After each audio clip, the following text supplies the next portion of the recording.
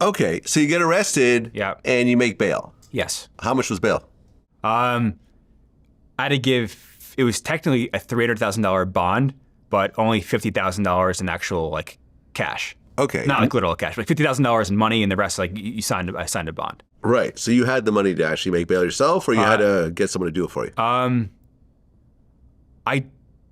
I had $50,000 at that point. I think it had to come from a third party. I think you couldn't use money that you gotten illegally or whatever it was for it. Yeah. So I think a third party had to put it up for me, but I'm not exactly sure where it came from. Yeah.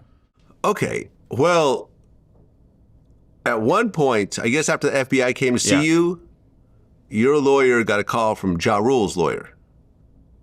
Yes. Right? Yeah. And Ja Rule's lawyers say they were offering Ja Rule a proffer agreement. Yes.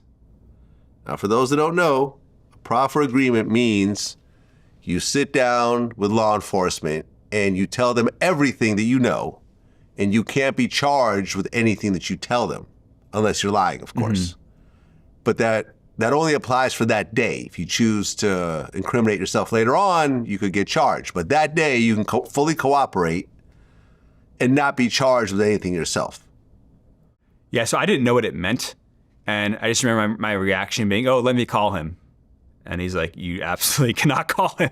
He's like, I just remember the one line. He said, if you call him, then I can't represent you anymore. And, I had no money to hire more attorneys. Like, this is my guy, right? And like my life is in this attorney's hands. So I think he did as good of a job as he could have with an idiot like me. But yeah, I think that's what happened. I think ultimately probably probably all of my employees went in to proffer. I know the FBI, when they served me with subpoenas, they went to my office, they went to the house of like my assistant, like they definitely, my top, 20 employees, they went to all of them. And just based on reading the documents, I think every single one of them probably went and proffered, which it sounds crazy, right? But I think I understand, because like ultimately I was the one lying to investors and these other people weren't lying to the investors. So yeah, I mean, I was the guilty one. And like, if I was a young person or someone with a family too, like I wouldn't now, having gone to jail and like, been through that period of life. But I think at that point of time, I understand why they did it. Okay, because Ja Rule never showed up to the island, right? I mean, after the festival was supposed to start. No, so he had a concert that like Thursday or whatever the night before the festival was supposed to start was. So yes, he didn't get there in time. Okay, and then by the time he found out what was happening, he was like, I'm not going. Yeah, we couldn't I think like our accounts got frozen like as soon as the cheese sandwich hit the internet. Like literally our bank accounts are frozen within minutes. So it's like you literally couldn't even afford to fly people in at that point. And that was like a wild experience. Well, you made a comment about Ja Rule. You said incredible person, a super charismatic guy, but when the shit hit the fan, he'd already been to jail. So at the first chance to cover his ass, he did. Yeah, I think like as a business partner in that time frame, he was a killer in a good way, right? He's an incredible salesperson, extremely charismatic, likable by everybody. And I think the Fyre started as a tech company, right? And like the challenge of a venture capital backed tech company is hiring the best programmers. Like that's like, you're all competing for the same, 500 people in New York who can make the best apps and websites. This is in 2016, right? And like, he was an incredible person to recruit this talent. If someone's choosing between Google and Amazon, like all of a sudden Fyre comes in and here's this like super successful rapper who makes you feel like $1 million, like now we have a seat at the table where we ordinarily wouldn't have that seat. So I think he was incredibly effective there. I really liked him. I think we were close friends for 3 or 4 years, whatever it was prior to Fyre. So, as a person, definitely like him a lot.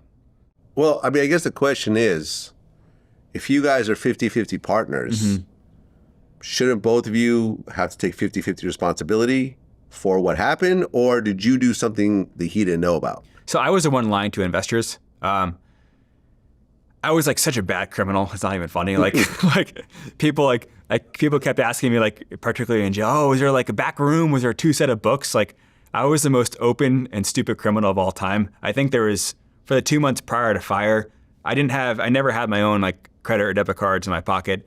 There's probably 20 people who had the passwords to my bank accounts. Like if I needed money, I would call someone like, hey, like, wire this person money, like whatever it was. Like, right, I never had my own money. Like all my accounts were open, but like I was so open, but I was also lying at the same time. So I think no one really questioned me because it seemed like nothing was being hidden. But to try to raise capital, I was lying about the success of the business to investors, and like that was solely on me. So, I mean, like in retrospect, do you feel that Ja Rule really didn't have anything to do with it and shouldn't be charged with anything? Or do you think he has some responsibility and he got off by cooperating? I mean, that's such a hard question. I think my feelings have changed on this time and time again. I mean, like, I don't think he had more culpability than some other people might have had, right? I think at a 10 out of 10, I had a 10 culpability, and maybe there are some others with 1 or 2, but it was like so overshadowed by my culpability. Okay, because at one point you offered to fight him to box him over the money that was owed.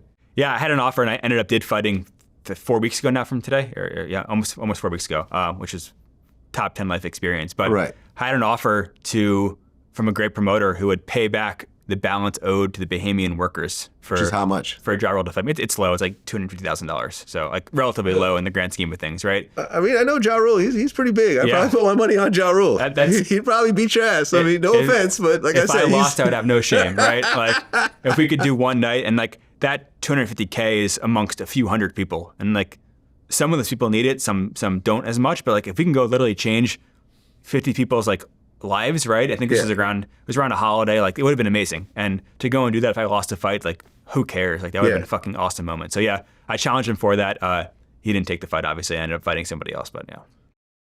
Right, because you and Ja Rule were sued for $100 million in a class action lawsuit. Yeah. What ultimately happened? Well, because he gets dropped from the lawsuit, right? I was in jail. So the lawsuit started right after the festival. And then I think it really picked up steam when I was in jail. My only real memory was they would have like I was in federal prison, but they have the local town like sheriff come to serve me the lawsuit papers every like time there's an update in the case, like every 6 to 8 weeks. So, I'd kind of like see it then. I don't know what the final outcome was, but the ultimate penalty is like $1,000 or something. I think like the judge basically said, they're wrong on 90% of it and like gave them 10% of the counts for them. And it was like a super small penalty. Yeah, I actually reached out to Ja Rule before this interview to try to get him on the phone and maybe get, maybe some info that's not out there. And he just responded, come on, Vlad, I'm not into the goofy shit. And that was it. Couldn't get him on the phone. Yeah. And that's that. I mean, I don't blame him, but, it's my job. Well, let's step into the ring and see the goofy shit then. Okay.